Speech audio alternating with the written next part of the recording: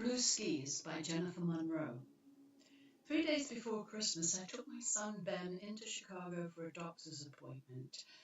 Ben was 8 years old and was beginning to doubt the existence of Santa Claus. When we made our annual pilgrimage to see Santa at the local mall, Ben looked skeptically at his fake beard and suspiciously soft, jolly belly. He had sat on Santa's knee only to please me, which had filled me with an unfathomable sadness. But now, on our way back to the car from the doctor's office, I made a last-ditch effort. Oh, let's go to Carson Pirian's garden, walk through Santaland. You've always liked that. Okay, he responded, none too enthusiastically. Oh, but I loved it. Elegant Christmas music filled the lightly cinnamon-scented air. The gingerbread houses and workshops with their mechanical elves busily making toys looked totally bewitching to me. Reindeer periodically lifted their heads and stared at us, while Rudolph's nose blinked on and off. Soon, I could tell, even Ben was beginning to enjoy it. When we got to Santa's little grotto, I was surprised to see that no one was standing in line to see him.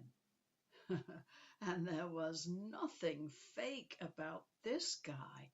Real white bushy beard, round rosy cheek, kind smile, and a generous, impressive belly. With a friendly wave, Sandra invited Ben to sit on his knee. Well, Ben hesitated, but I gave him a little nudge, and he went over and sat down. Then Santa looked in my direction and patted his other leg. Well, I turned around thinking that maybe another child and parent must have arrived, but there was no one. When I turned back, Santa once more patted his knee. Clearly, he meant me. Well, one look at his friendly, open face dispelled any suspicions I might have had about ulterior motives, and I felt an irresistible urge to travel back in time to the uncomplicated world of Christmas make-believe. So I went over and sat down. Immediately, he turned to Ben and said, "I remember your mother when she was a little girl." Well, I think Ben did the first double take of his short life.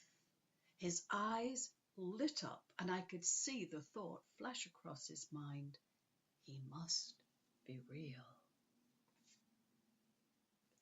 And what would you like for Christmas, young man?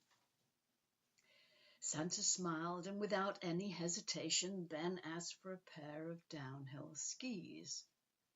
Oh, you know, the downhill skis that hadn't been on even one of the many Christmas lists he had written.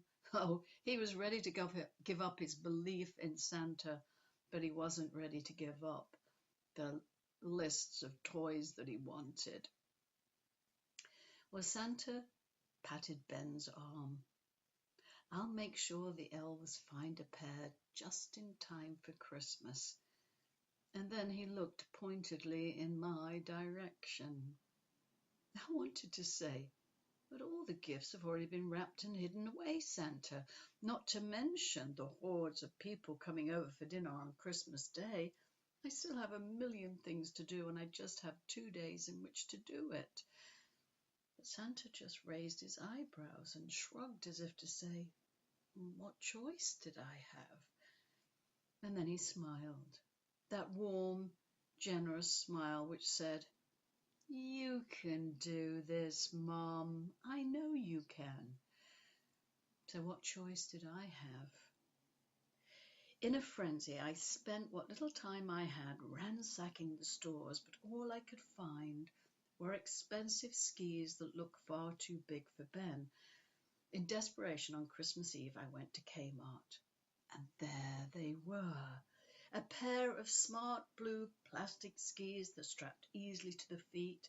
They'd be perfect for the hills around where we lived. They even came with ski poles, so that the boys would have the same number of gifts to open. I also bought one of those new, back then they were new, saucer-type sleds for Andrew, Ben's younger brother. On Christmas morning, Ben tore into the last package that bore his name. "Blue skis!" he cried, strapping them on and clomping around Andrew, who was sitting happily in his new sled. Before our dinner guests arrived, Eric went outside with the boys and built small hills of snow in the backyard so that Ben could practice, and then helped Andrew slip down the slide that was attached to the swing set on his new sled. Of course, the toys, for which they had begged, all lay forgotten on the family room floor. On Boxing Day, the day after Christmas, we met up with my friend Chris Hack and her 3 children at Maple Lake, the location of the one sizable hill near to where we lived. Ben took his skis, but overnight there'd been a thaw followed by a freeze so that a layer of ice coated the hill. I thought far too risky for Ben to use his skis. Well, his disappointment didn't last long, and he was soon sledding down the hill with the other kids. Whooping with delight, they flew down the hill and shot across the frozen lake at the bottom. Well, then I looked at the skis that lay abandoned in the snow, and for the life of me, I cannot explain what possessed me, but I strapped them to my feet. Chris took one look, screaming, "Don't!" But it was too late. The blue plastic had connected with the ice and I was away. I didn't even have time to grab the poles. As I flew by Chris, she looked horrified, and I could see my entire life flash before her eyes. I picked up speed. The wind screamed past my ears, tears filled my eyes, and as I shot past the kids who were dragging their sleds back up the hill, time suddenly slowed to a standstill, which I knew wasn't a good sign. I could actually see the look of horror and fear as it registered on each of their faces. "I'm going to die," I thought to myself, "and these children know it." But then I saw Ben, who was the last in line. He looked neither horrified nor frightened. Instead, he did his second double take.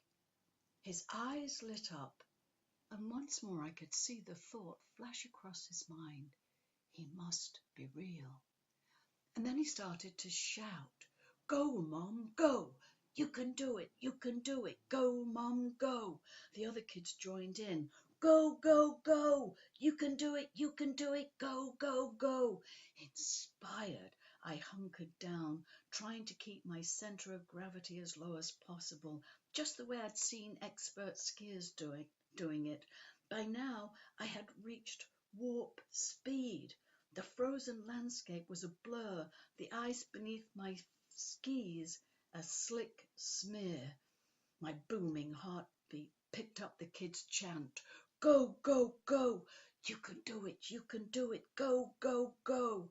At last, the hill began to straighten out, and I could see the flat, frozen lake ahead. I flew across it, hit the ice-encrusted weeds at its far edge, and soared into the air. With a yelp of elation, I leaned forward over the skis in the manner of a Norwegian ski jumper. Fortunately, the crust of ice shattered when I touched down. Thrown forward by the momentum of my flight, I disappeared into the deep bank of snow. But I was still alive, and by some miracle had broken no bones. Well, eventually, Chris and the kids came sliding across the lake. to help me out. Chris was laughing so hard she was crying. The kids were just laughing. When they pulled me out, I had lost one boot and both of the blue skis. Well, we searched and searched, but could find no trace of them. Ben, perhaps put off downhill skiing for life, didn't seem too disappointed, and before I got frostbite, we gave up and set off for hot chocolate and home. As we walked back up the hill, Ben slipped his hand in mine, something he hadn't done so much recently, and Andrew took hold of my other hand. And then Ben looked up at me and grinned and said quietly, "Mom, this was the best Christmas ever." And as I held those two small hands in mine, I couldn't help but agree with him.